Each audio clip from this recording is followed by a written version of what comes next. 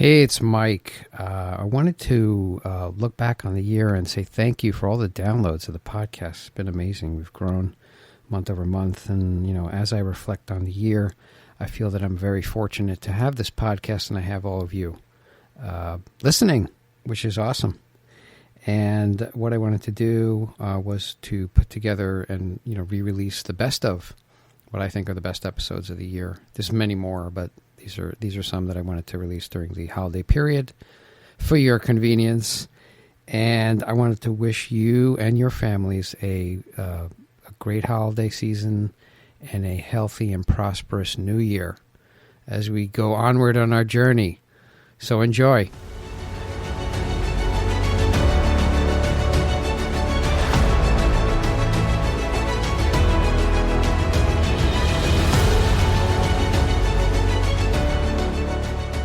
Hey guys, this is Mike at Craft Beer Storm, and we got Thursday Thunder today. I'm borrowing it from Andy Frisella, the MF CEO, but it is Thursday, and I have 3 awesome guests in a row podcasts, which I'm going to record and then release them. Hey, if 2 minutes, if you got time, please go on to iTunes, give us a rating and review. You like our podcast? That just helps us get up the rankings and gets the word out that we exist, right? We got to get the word out, and our downloads are increasing, which is awesome. But I appreciate if you can go on there, give us a rating, a review, subscribe, tell a friend, tell 10 friends, because we love 10x.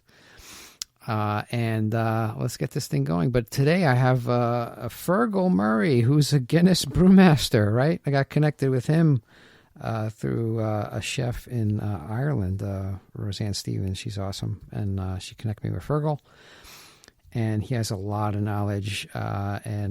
He poured a pint for the Queen, so it's freaking awesome. You got to listen to this. All right, here we go. Hey, this is Mike at Craft Beer Storm. We have a very special guest today. We have Fergal Murray, who is the Guinness Brew Master. Fergal, how are you? I'm great, Michael. How are you? I'm former Guinness Brew Master, but if you know what I mean, I've left the great world of Guinness, and I've now entered the even better world of the brewers external to the main corporate brands, right? Helping them out. So that's awesome. It's been a fantastic step and learning and understanding as I broadened my experiences. Outside the Guinness world, which was extraordinary in itself, and no doubt we'll cover that. But once I, had freedom to sort of release myself from the binds of one amazing brew, I found out how many other people are enjoying the world of craft brewing, and I've also enjoyed how I've been collaborating and blending in with them, which is something I'm very proud of, because it meant that some of the knowledge I gathered in my 30-odd years with Guinness has actually been valuable to other people as well, which is good. Oh, absolutely. You make a delicious product, and it's world-renowned, Guinness. So I'm just excited to have you on the podcast. It's awesome. But I understand what you're saying. We do I do 3 podcasts a week, actually. One is with a brewer, mover, shaker. And then on Wednesday we do beer style. So I go down the Great American Beer Festival list. There's like 102 different styles, and then they have subcategories. So I just pick one a day or one a week, and then we just explain it. That'll keep you busy. That does keep me busy. If you think about it, it'll keep me busy for 2 years, this is 100. But there's a lot more styles of beers out there rather than, like an IPA or a pale ale or even a stout. I mean, but there's so many different types. But I just wanted to, but I wanted to just... It can be very complex, all right. And it can be challenging for the drinker or consumer, whatever phrase, as well, because they're not exactly as tuned into the terminologies as maybe some of the brewers would be. So it's learning, I'd say, for some craft brewers is to, maybe help people understand what you're trying to do with the category, or what you're trying to do with your product inside a category, so they actually can pick up that knowledge and use it themselves. Because we don't explain the differences sometimes. I mean, I think brewers assume that everybody knows what it is, but unfortunately, that is not the case. No, you got to educate them. So that's why I do it every Wednesday, and I kind of dumb it down and try to be very plain, vanilla, explain things. Yeah. Dead right, Michael. Keep it simple, and I mean, let one or two facts is all people can actually take in at one time. Right. You don't want to get too technical, then you lose them. Yeah. So, so I would just wanted to, maybe I'm glad I got you on. You know what? I just got to, I tell you, I saw you the video of you serving a pint to the Queen. It was awesome. And I saw her reaction. She just she was just like stunned, and she just walked away. She drank it with her eyes. She fell in love with it. Absolutely, yeah. Maybe she was like awestruck, like by the. But it's a beautiful thing. I mean, it's a beautiful thing when you pour a pint of Guinness. Well, all beers, the visual impact. People should not forget that the visual impact is the first actual impact from the senses that you have when you see a beer, and if it looks extraordinary. And it looks, attractive. You even go in further, sort of words of sexy and things like that. Then it will be more rewarding, and the experience you get will be even more important, and your product will be even more thought of as more special if it's delivered and served in the perfect looking way. But yes, that moment with Her Majesty and His Royal Highness was a famed moment in my 30-odd years. It was probably my most pressurized seconds that I ever had after 33 years of brewing, was to sort of stand in front of her and make sure that I delivered the perfect pint. Wow. It was, so because as you know, or any bartender out there knows, you can't always get it right. But on that particular day, I held my nerve and delivered. So it was a wonderful memory, and she was very much a wonderful lady to. Yeah, that's very special. Too. Yeah, very absolutely. special. Yeah, it was an amazing video. I think that was quite a number of years ago now, but it's almost like one of my own personal sort of brand stories for Fergal Murray, the brand. What did I do when I was out there? The understanding of what to have to do on that moment as a brewer, and the understanding of what I had to do to ensure that my, the brand Guinness was represented in the perfect way. I had to do a lot of background thinking for that, just to actually make that sure that actually was perfect on the day, and set the criteria, make sure the glasses were set, have my wording describing the product in a way that she could understand. And there was a lot of background to deliver that, as you might know, in preparing for something. It wasn't just me standing up there and, going through the 6 steps and putting it into a glass and delivering it. There was a lot more going on in my head. Probably too much. Oh my God! Yeah, I see the picture now too. You wrote an article on LinkedIn, and I was looking at the picture, but it's okay. She's smiling, which is positive, which is good. Oh yeah, she was definitely, and he was, and Prince Philip, Philip, he was a character, and we enjoyed his interaction as well. That's so awesome. Yeah. You should be Sir Fergal. I think you've contributed a lot. I'll take any credit these days. As an independent consultant, I can be whatever you want me to be. Right. That's cool. So listen, briefly, usually I tell everybody, when I ask them the question, how did you get started in the whole beer business? I know you have an elaborate past with chemistry, and I've read a lot about it. And it wasn't by design. No. I got a job. So to be there was no romantic story other than the fact that work came my way. And it was an amazing story when I realized what I was actually working at in where I was working. I had, when you're only 21 or something like that, I don't think you actually can decipher or understand what culture or what historical sort of context is behind the job you take on. And when I arrived there, back in 1983 or something, I was just looking forward to having seeing how I was going to get on with the day in the job. But then when you saw the history and you met the people there, And then eventually I recognized what the brand or product was like. Wow, I said to myself, that's an amazing place to be. Mm-hmm. And hence, I fell in love with being there. The marriage or the relationship was just a journey that I, only found, totally rewarding no matter what I did. And, I can't fault any of the time I had there at all. Being from a boy to a man and having the knowledge handed down to me. What an education. To be a brewer, you sometimes, I feel sometimes when I talk to people who've sort of, because they like beer and they suddenly open up a brewery and they start running it, they're a brewer. I remind myself and God, I had to go through almost 30 years of training to be able to call myself a master brewer. Yeah.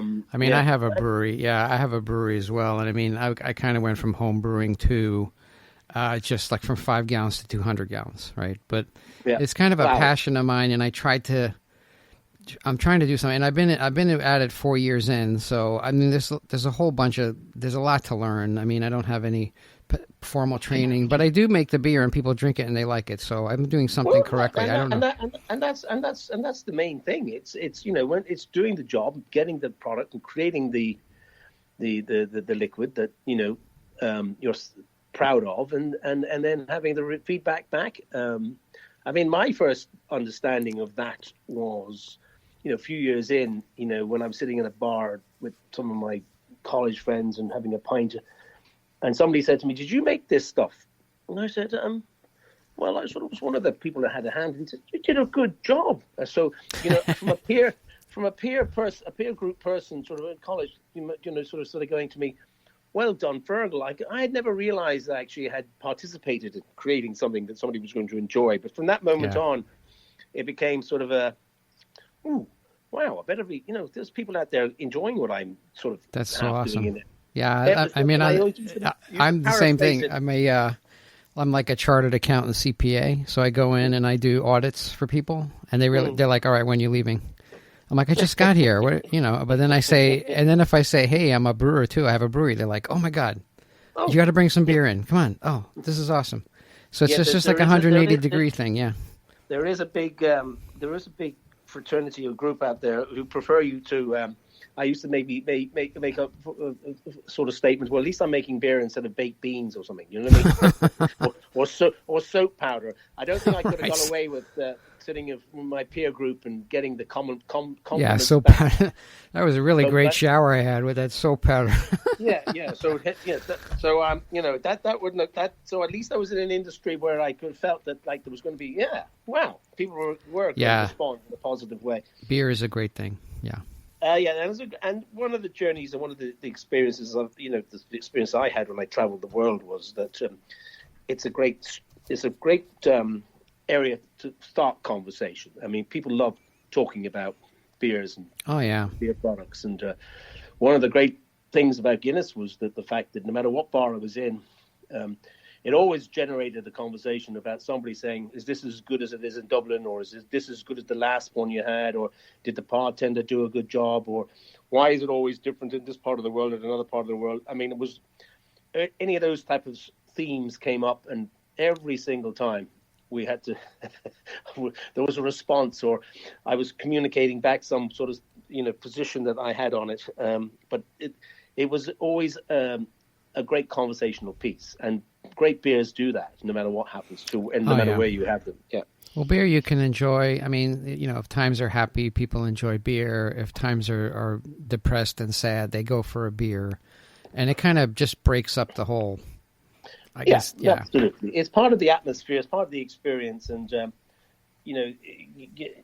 think drinking beer, people who craft beer, make beer, if they recognize that when they offer the person the experience that as well, and the environment they're in, and sort of help them understand what that means, then the product will grow, and it will, it'll offer the consumer what they want even more and more, by that experience and that understanding of how to drink it and how to consume it and when to consume it and what time is best for it to be drunk, etc. Temperature, blah blah blah. Carry on after that. Yeah. Right. So you became brewmaster for Guinness. Young, well, I was 42 from what I see of this article here. Was that around your 40s, early 40s?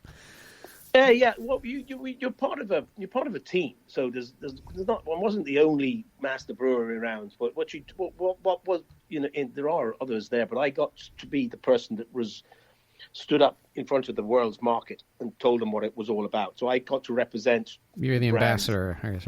Yeah, well, I suppose that term, I've sort of that term now. Anybody could be an ambassador. There's people out there with who dress up in lovely clothing and go out and represent brands as ambassadors. When I did it, I was exposed to the world's media. In fact, it's nearly 10 years now since I was on the Jimmy Kimmel show. I don't think I can call myself or the Jimmy Fallon show, or both shows actually. I don't think I can call myself an ambassador doing that job. I think what I was there was an advocate, I suppose, or so the representative of the brand, and was given the position to be able to, sort of be the custodian of the myth and magic of the brand in front of millions and millions of people. Wow. So I think that's slightly more than just what people might know. The word ambassador is thrown around out there. So, but it took a long time for me to, learn my trade. You see, in the brewery, you don't become back in those days when I started, you couldn't become a brewer overnight. You had to go through a fairly long journey, which was indicative of the way that people were trained throughout Guinness's history.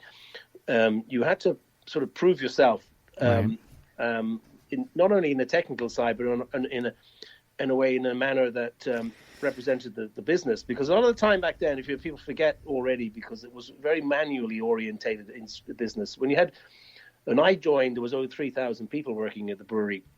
And at one stage in the department I was running at 22 or something like that, there was about 250 men operating the plant.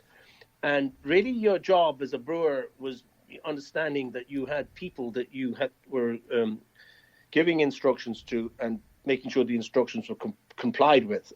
And basically instructions were given to follow the recipe as it was written down in stone. And it wasn't that difficult to do, but what you had to do is manage people. I mean, people management can, because people are always, they change or they do something. They don't turn up on time when they needed to turn the pump off or something like that. These were things that we had to do. So it took us quite a number of years before we had proven it ourselves to the brewers ahead of me in the line that we were capable of doing the job. Eventually, we qualified with external qualifications. So we became a brewer and then a master brewer, along with all the knowledge and experience of running a plant. And then on top of that, part of the Guinness world was that if you were on that career path, you did have to do your duty overseas. And I had the privilege of being 3 years out in Nigeria brewing and running 3 or 4 different breweries out there at some stage. In the context of the brewing world, that is what was needed to be done for the Guinness part of us. Eventually, I came back, from all those brewing episodes and learnings, and I had an attribute or a skill or somebody identified that I could actually speak about it in a way that people enjoyed listening to me, and hence I started then getting invited to, represent the brand in the global markets. I was in 52 different countries representing Guinness, talking to different markets, Korea, Australia, US, Brazil, Europe, wherever, to just, help people understand what the brand meant, first of all, what the history was it about, why did such a product transfer itself from just a small little country called Ireland across the world to 147 different countries, and why, it sort of punched above its weight, I suppose, in the global market, why people talked about it. And then you went into the conversation about the quality of the product, the distinctiveness, the uniqueness, the way people talked about it. And I lived that story, and hence when I was representing it, I sort of, gave snippets of how I felt about it and my love for the brand, etc., etc. So I got good at that, and hence they sort of said, well, you might as well, do these things that help our marketing department around the world. Yeah. As our global brand spokesperson, and Fergal, will you head off to somebody or other? I mean, it's 250-year anniversary year. It was 10 years ago. I'm just reminding myself now. 10 years ago, that was my biggest work year. I don't think I was at home very much that particular year, as they allowed me travel the world talking about our quarter of a century old product. But I mean, yeah, that's. I mean, who better to talk about the brew than the brewer, right? So, I think, and it's just worldwide. It's just been a phenomenon. When people think stout, they think Guinness, because it's all over the place, and it's a beautiful.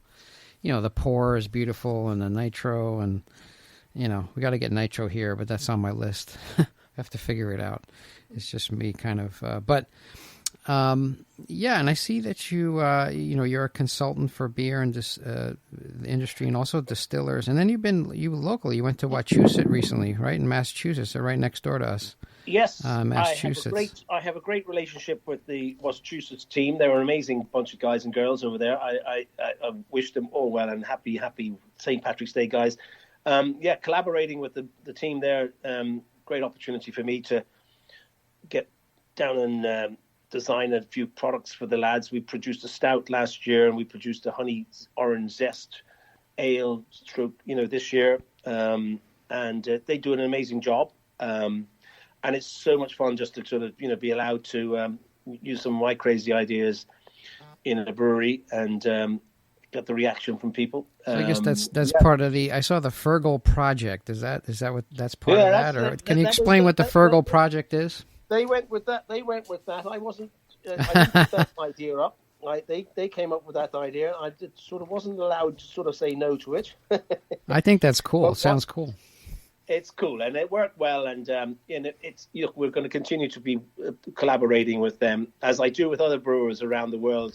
People just can use the advantage of maybe my background to help create brand equity. What I'm talking about there is you're growing your liquids, you're growing your attraction to the way you make beer and how you drink, what products you've made, but you've also got to grow your brand equity by getting it recognized for different things. And that's what juicers do very well. They want to be seen to be involved in quite a number of different categories and different areas. They're really great brewery in the region here in Wachusett. But then we talked a little bit about, there's stouts, but you just mentioned another, I think you have that honey blonde that you mentioned with them. But there are also other categories, and I think you've been talking to a lot of craft brewers now, because you have the kind of experience in a large brewery, mass produced, but it's quality beer, quality ale. And how does that transfer? How do you transfer that knowledge to maybe smaller brewers, or like when you go out there, what are you seeing? Well, you see a lot of endeavor. There's a lot of endeavor out there, and people are doing an extraordinary job taking the raw materials, putting it through the equipment they have, which may not always be as automated or high tech as it could be. So there's more challenges, and they're producing liquids that are, amazing with innovative techniques and innovative recipes and innovative raw materials. And I love all that. I think anybody who does that that's just extraordinary. What can then happen, unfortunately or fortunately, is sometimes the end product, may not be as good as it could be. But that's fine, you see, because you're on a journey, and what you've got to do is continue to sort of, as a brewer, ask yourself the question every single time, can you do it better? Is there something else I need to be doing? And reminding yourself by that. And when you do that, the key things are to establish some good ground rules, make sure your hygiene levels are as high as they can be. Quality assurance elements are as good as they can be, under the understanding that you haven't got the equipment maybe to measure everything, but the consistency of writing it down, the brew sheets, the terminologies, all those things, just the data recorded so that, you're watching and covering it all the time. And those disciplines are critical if you want to succeed. Oh, absolutely. Sometimes I find people do probably try to be innovative probably before they need to be. In other words, the portfolio of products that come from a brewery, ask yourself, do you really need to be doing every single type of product that you have to do every single month? You know what I mean? Maybe keep it simple. Get the fundamental ones right and improve them rather than trying to do a new seasonal or a saison or pumpkin beer or chocolate beer or cask conditioned stout, something. I mean, it becomes then almost more challenging because you're trying to do too much. Right. Which is great to see, and I love it. But sometimes you've got to ask, I'm putting all this extra effort in. What are you putting all that extra effort in for? And, I think you're right. Just double check yourself. Always just double check really what. Right, because there's a lot of effort. It takes a lot of time to brew beer. Whenever people come in, I give them a tour, and I'm like, look, guys, it's not like you add powder to water and make beer. It's a process, a 3 or 4 week process. There's the there's a mashing, there's a boiling, there's a fermentation, which takes like 10 days or longer if it's a lager, and then conditioning, and then you have to carbonate. It's a long process. So if you throw like new beers in there, you could, I guess people want a new thing, but yeah, go ahead. And don't forget though, the cleaning up. Forget it. I mean, I'm a glorified janitor. That's what I have a plaque. Somebody gave it to me. The heavy lifting is 25 kilo bags or whatever up of grain, up a ladder, in the top, down a ladder, taking it out later on. Nobody recognizes that. No. Filling bottles, cleaning bottles, capping bottles, cleaning and sanitizing. That's mostly what it is. Effort is needed. And that's the hard slog that you have to admire. In the way I came out of the big world, what I was probably not as clued into how the craft brewer was doing what he had to do on a daily basis, the 24/7 he put in. And suddenly I woke up to that very quickly because, otherwise I wouldn't be a good consultant. But you just have to admire the commitment.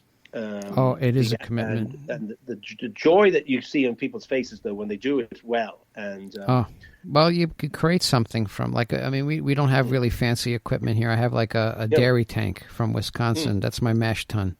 It's stainless steel. It's insulated, but it does the job. I have a kettle from a pharmaceutical company. They used to sterilize water for medicine, so I use that to brew. And I have fermenters, which are really white wine fermenters, but they were cheaper, so I bought them. But it works, we make pretty good beer, but it's a very manual, intensive cleaning process. Clean and sanitize everything, and it has to be clean and sanitized, or you could just destroy the whole batch. I've seen a couple batches go down the drain. It just killed me because they didn't clean the fermenter correctly. That's just one level, Michael, because you're just doing it for a hobby. I mean, the next step is if you ever did it for a business and you were commercially getting involved. That is the extraordinary difference. To understand, how to make money in the whole thing. So the craft brewer out there today who, does what he did what you're doing, doing it as a hobby, having it there for friends and enjoying creating fantastic liquids, but then to turn that into a business. Oh, yeah. Wow. That is a step that you, people ask me that question. Why didn't I not do it? And the reason I didn't do it, because I don't think I'd ever be happy with myself because of the fact that I'd be asking myself too many questions and challenging myself to too many things because I wouldn't get it. I'd be trying to do it right every single time. And I'd be, all those things we just discussed a few minutes ago, I'd be going, God, I can't be doing all that. Forget it. Yeah. I mean, you have to be kind of flexible. But put me in a brewery that's operating and, want me to help them move it forward and stand back and watch and help and guide. That's I love doing that. I think that's you have a wealth of experience, and I think you'd be excellent to be. Well, I think it's just being there to soundboard. People. I think people all want to follow their own journey and task, but sometimes it's nice to have somebody around you can just sort of ask a what would you have done if you were in that situation type thing, or should I have done it this way? You know what I mean? Yeah. Going on the internet and finding the answer sometimes is lovely and easy to do, but sometimes it might be better just sort of hi, what do you think, lads? You know what I mean? Of course, yeah. Well, internet, anybody could write stuff. You don't know what to trust on the internet. And then. But if you had somebody there who actually did it, and is knowledgeable, and you have like a wealth of knowledge, you're a master brewer, and I mean, the quality control at Guinness is probably off the charts. It's like Anheuser-Busch. They produce a lot of beer, but the quality control has to be very high. Yeah, I'm interviewing Mitch Steele after you. Today is like All-Star Day. It's unbelievable, and I also have the brewer from Allagash on. Nice. Man, today is just like Thursday Thunder, I'm calling it. It's unbelievable. I lined everybody up. It's like the stars aligned, and all of a sudden everybody was available. So I'm like, okay, let's do it. Well, you got some legends there. It's unbelievable, yeah. You're correct, though. The QA approach that the big brewers have to do to ensure that their products are consistent and meet the requirements that they have to meet is extraordinary. People do not understand the commitment that those people put into it. Right. And the amount of analysis that's done to make sure that everything can move from one step to the other step. Yeah. Us craft brewing folk maybe can get away with a few indiscretions every now and again, or inconsistencies, and you're working for the large guys, that does never happen. I could never. Everything had to be in spec and moved before it was even moved from one tank to the other tank. And the type of crises that could occur if you got the wrong analysis back, that put grey hairs on your head sometimes. Wow. And that's a massive amount of beer too. Like, what do you do in those cases? Like, what do you have to do? Just dump it? There's the nutshell. Yeah, what do you do? That's what the master brewer's skill is all about. You understanding. First of all, what went wrong, or if it went wrong, then and then finding a solution that is allowable within the structure that you have. Some solutions wouldn't be allowable, if you know what I mean. So, we won't. This can't be specific, but there are hundreds of ways of creating a problem. But then there are only one or two ways of finding a solution for it. But the big brewers face that all the time. So yeah. Wow, it's amazing. It's you have to see if you can save it or dump it or but that's when somebody goes in, they want a pint of Guinness. They want the consistency, the quality. That's why they order it. So if it tastes different, well, it has to be that you're only as good as your last pint, really, as a brand. That's right. It only takes one or two negative comments for it to sort of. I know. Move, it's good. It's like wildfire. Especially the social media now. Like, I've seen really breweries that produce really quality stuff, and then they have maybe one beer that went wrong, and it just everybody jumps on board and just criticizes, and it's a firestorm. It's ridiculous, It was, and in the olden days, using this phrase, it's only about 10, 15 years ago, it was probably still there. There was always one in most bars around the world. There was always one influencer.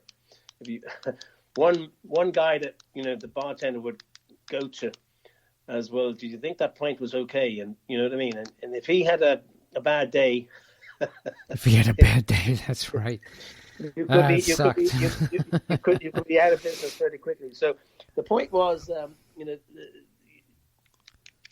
got to watch these trends that happen, conversations that happen. But the only way out of it is to ensure that you don't have anything that sort of gets asked the question. Speaking about trends, have you tried the New England style IPA? I have, yeah. And what do you think about that style? It depends on who you talk to. I talked to Todd Mott actually the other day.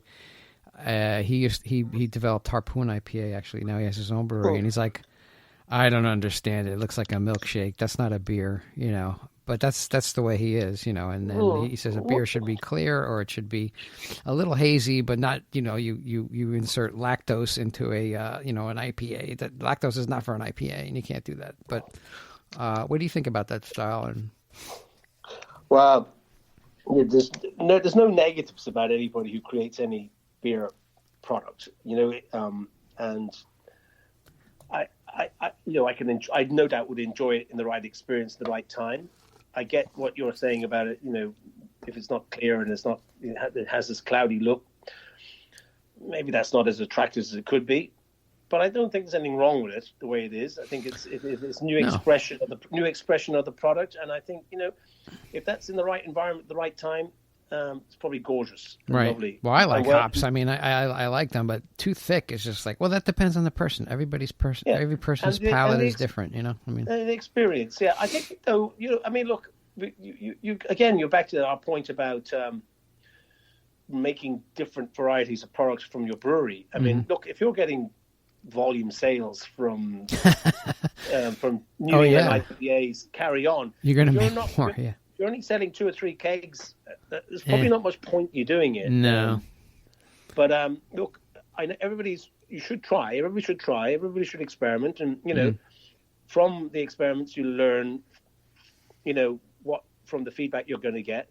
Some people will adore it because they love the hop character, flavor. They love the new look. They love the fact that you've been experimental. They love the fact that you're sort of offering something new, which is a key point, really. It's almost expected for every craft brewer to come up with something new on a regular basis, which I may be where I might be hanging my little hat and saying, I don't think that's correct. But that's the way the consumer, the public are looking for. They're always looking for something new. And that's because the way we all live these days is that, we're social media fiends. We're looking at whatever's happening. We're looking what's creating noise, rather than actually, maybe it's a good idea to go out and have the pint that they had the last 6 months that I've enjoyed, rather than looking for something new to talk about or new to energize me. Yeah. So I'm just sort of hanging my hat on by, look, just back to basics, back to normal, get it right, continue to do that, and don't fall foul of the sort of need to be producing something exotic and new every week. Right. Because if you're in the commercial reality, doing something new and exotic every couple of weeks or whatever, you're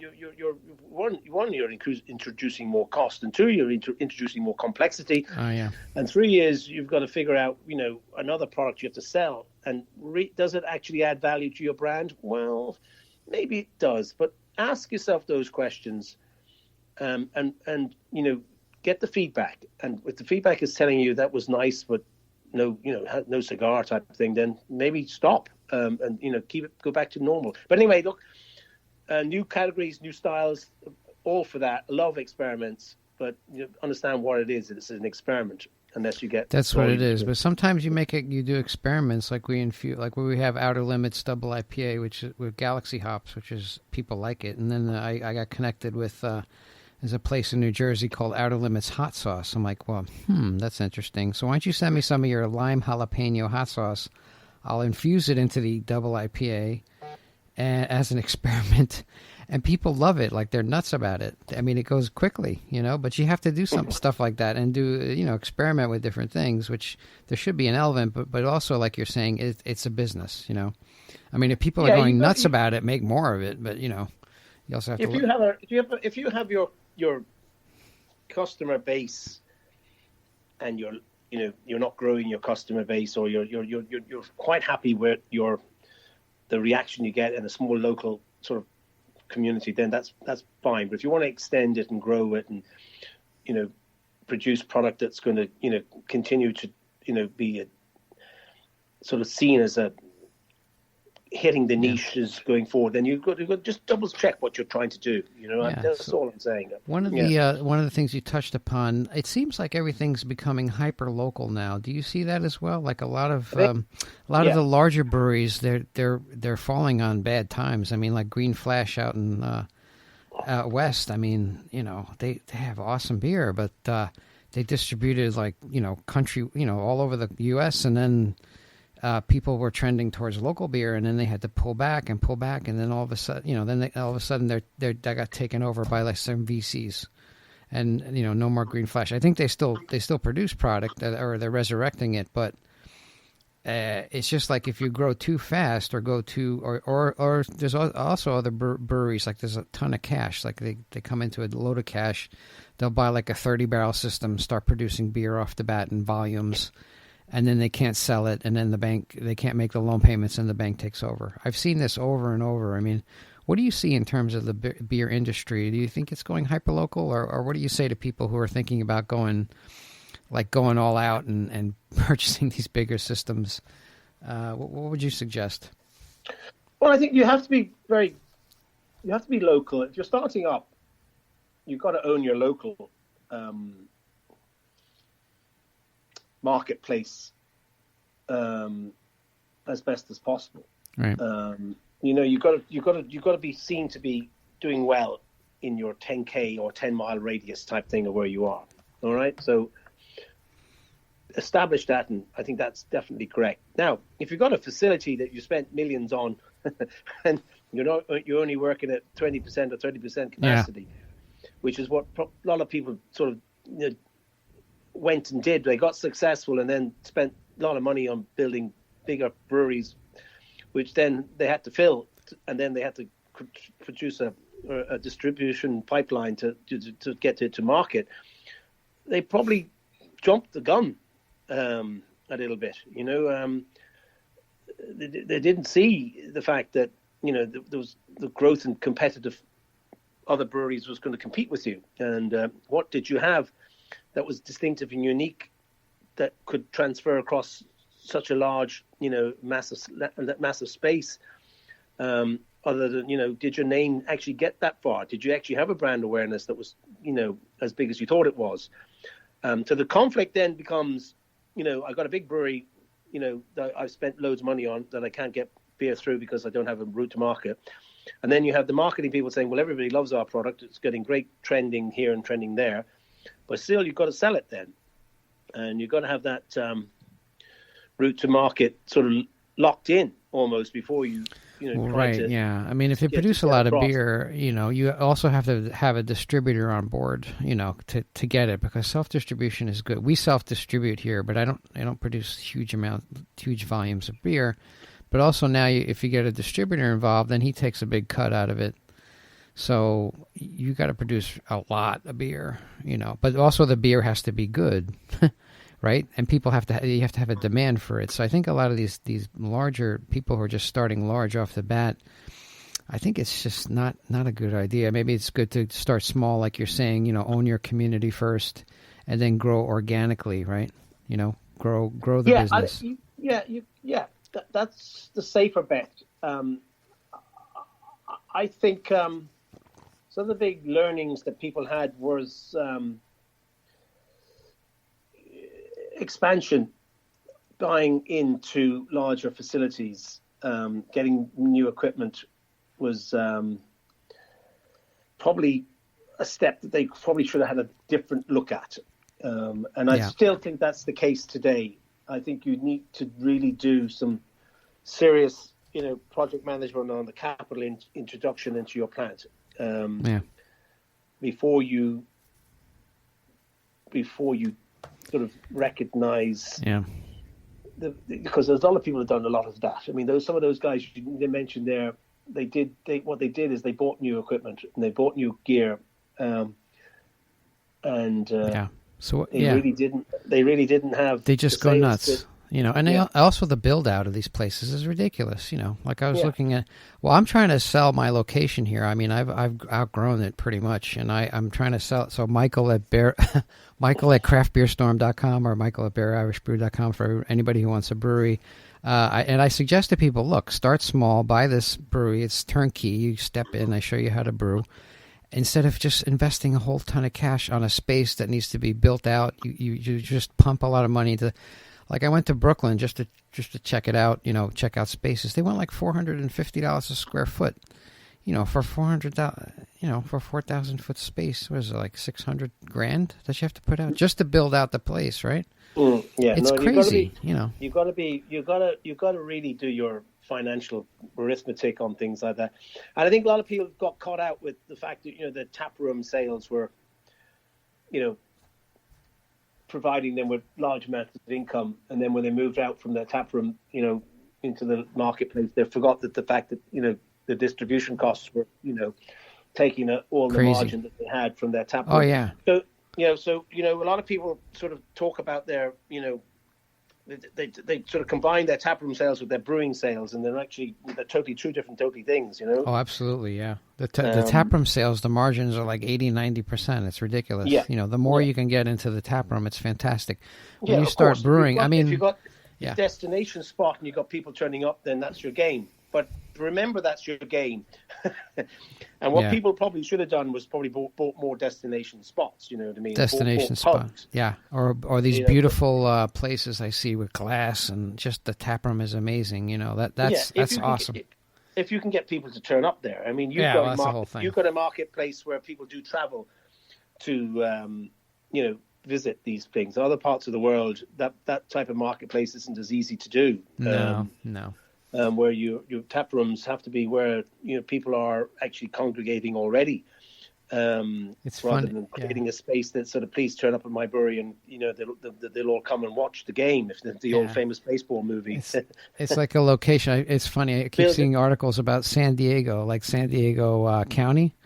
They're like, the brewers are like, it's up to $1 billion in revenue, like with a B. They're making more money, these brewers, than like the San Diego Padres, right? The baseball team. It's like ridiculous. That's like ridiculous. Per year. It's crazy, but it's a destination. People go there. They want to seek out the beer. And I was just to touch upon cans. Well, you had it was interesting with Guinness. They put the CO2 cartridge in the can. So when you pop the top, or it was the nitrogen cartridge, sorry.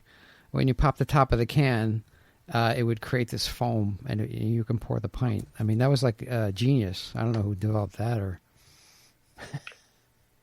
Well, it's slightly. There's no the nitrogen in the beer rather than in anything else. So what you've got to do is initiate the nitrogen to come out of solution. So you have to use energy to do that. So that's the description there. It was like a cartridge or something in there. I don't know what it was, but it was just they released it. The widget is used to help create the pressure drop. Yeah. So to how to describe it is, in the can, is there is a widget. So there's nitrogen inside the beer, inside the widget, inside the beer, inside the can. And when you open the can, there's a pressure drop. That's the energy that's applied. So the energy that's applied is the drop in pressure, right? Which the nitrogen molecule sees as I want to get away from being inside the beer. So it tries to escape, and because it's inside a widget, it comes through a small little hole at lightning speed, creating a surge, which then surges through the beer that's in the can, creating this initiation that creates this sort of settle and surge that you see when you see a pint being poured. Right. So the energy in a can is the pressure drop. The energy in the keg beer from Guinness is a velocity as the beer moves at pace down the beer line through the restrictor plate and into the glass. And so that's the energy that's applied there. That's amazing. And we used to have another one called the surger, which used an ultrasonic sound to generate the initiation. So you had to apply these energies to the nitrogen in the liquid, so the nitrogen would react to the energy that was applied and try to get away from the liquid. And by getting away to the liquid, to create a surge, and the surge would be this foam that would form because the bubble that was created couldn't escape into the atmosphere because the beer surrounded it with the lipids that were there in the beer. Do you know what I mean? Right. Yeah. Complex, very complex. But it was amazing. Another time, maybe we can go through the technology of that. But anyway, like packaging, cans are killing me. I'm a small brewery, and we started doing cans, and I couldn't make any money off these things. I mean, it's cool. Everybody says they want to throw it in their backpack and go hiking. Nobody does that, But it's like I'm trying to just trend everybody back towards glass and try to, And I think Guinness put it in bottles for a while, right? A long time. Are they still in bottles or cans? I don't know what the package mix is for Guinness. I know. No, well, mainly the draft Guinness would be the draft format of Guinness. It's mainly in keg version. Keg is the biggest. Well, kegs, yeah. But like in stores and things like that, you can buy Guinness in stores, but it's not the same as the kegs, yeah, because you need that nitrogen. Well, it gives the same opportunity to enjoy the draft version of Guinness in different environments. But It's the same liquid in the can as in the keg, but it just Guinness, It's just because the can is sold differently, maybe come across as a different experience. Right. But if you're a blind tasting, you shouldn't be able to pick up the difference. But you want to go. Normally, people want to go and see the beer being crafted, and that's the whole joy of Guinness. It's the pouring the pint. The way the experience you get, because you go to a pub to experience the pint being crafted and delivered. So Guinness to you. is kind of a bad, but the cans for me killing me. I just stopped. How much does it cost you? Well, you don't want to say that, but I mean, it's probably it can be expensive if you're not doing volume. Yeah, you need to do volume to get the can long enough so that you can get enough beer out there. But hence again, back to our comments about, if you're a brewer out there trying to make 10 different products on, from one brewery and trying to can them all, and you've got different labels on each can, and, you're trying to run the can line 10 times rather than running it one. You need to really ask yourselves all these questions before you start making, double IPAs or it's expensive beer too. Yeah. Double IPAs, and you have to be competitive with others who have larger breweries and they can scale, and their cost is not like your cost. So all right. Oh, one last question. Craft beer bubble. Do you think it exists? No, it's not a bubble. No, the revolution has occurred. The craft revolution has occurred, and it's there to stay. So it's not going to burst. The growth rates are going to sort of slow down a little bit, right? As now that we've got, probably, I don't know. I mean, I can only say probably enough breweries, around to supply the market. Enough capacity certainly to supply the market in the craft world, but which ones are going to succeed and which ones are going to stay, that's an open question. Which ones are going to be around in 20 or 30 years time. So I think there's going to be some review of how it's all there, but the volume of craft product will still grow, but maybe not in the same number of the growth of breweries mightn't be as big. Yeah. Well, you look at any curve, like the curve in craft beer breweries opening up has just shot upwards over the past couple of years, but that cannot be sustained. But I think it's going to be kind of a leveling out. Yeah. And the sort of there will be some people who who've got into it, made some financial, commercial wrong decisions that may have to be reviewed. Doesn't mean to say they might go out of business, but the point is they have to probably review their situation. Some will, the marketplaces will change and the trends will change depending on where you are. So you've got to be aware of those things. And then the competitive sort of challenges for other brewers is getting very challenging, especially over here now. There's an awful lot of activity in the marketplace at the moment. You're in Dublin, right? You're Dublin now? Yeah. I know the craft beer scene is blowing up there, but I understand what you're saying. As more breweries come on board, and it's happened to me too. Like my taproom sales have been affected. When we first come on board, it's just like, wow, everybody's coming in. But then you have other breweries moving in, and taking that away or diminishing it. You could see that, as they open up. Yeah. So. Hey, listen, this has been an excellent conversation. I appreciate your time. Thank you very much, Michael. I really appreciate your time. It's been excellent, and I want to have a pint with you. We have to figure it out. We'll have to do that, and in the meantime, make sure people, when they're enjoying alcohol, enjoy it with a responsible attitude. And now you say you have your consulting, how can people get hold of you if they want to get a hold of you? There's a website, fergalmurray.ie, and okay. Link in with me or communicate through you, and I'm available to help or chat and talk, and love getting involved with anybody's journey on the beer world. But we look, as I said, just when people are drinking alcohol, take care, and have a great St. Patrick's weekend coming up, everybody. That's right. I'm going to release this on Monday. Right in time for St. Patty's Day. It's awesome. Get yourself a lovely beer. I used to say one particular type, but I'm being a little bit more eclectic now.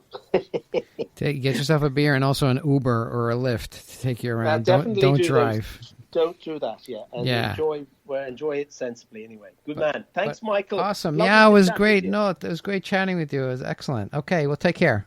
Take care. Bye. Okay, bye.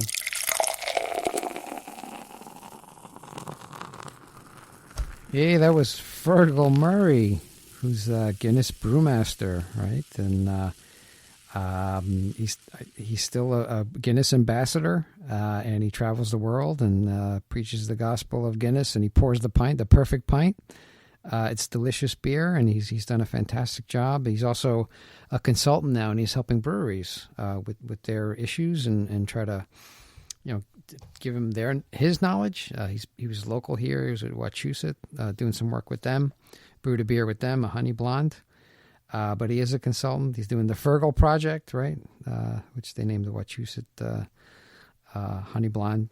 And he knows a lot of people. And like I said, he poured a pint for the Queen, which is amazing, and he talked to Prince Philip too. And he's in Dublin. He's a great Irish dude. All right, Fergal, and I gotta have a pint with him when I go there. So that's our podcast. If you like what we're doing, you like our guests. I mean, come on, Guinness Brew Master. Who's going to get that for you? Me, right? I got it, and I hope you enjoyed the podcast. But do me a favor, please. Go on iTunes, subscribe, leave me a rating, leave me a review. Tell a friend, tell 10 friends. That's the only way we can get this podcast going. We are on iTunes. We rank up and down, week to week, but I think the downloads are increasing, which is awesome. We got heavy-duty guests, another 2 heavy-duty guests coming up in the coming weeks. But we got Fergal on just in time for St. Paddy's week, huh? How about that? So that's our story for today, guys. I hope you have a great rest of the day, and we will talk to you on Wednesday when we have beer styles. We'll bring another beer style to you. We'll talk to you soon. Take care.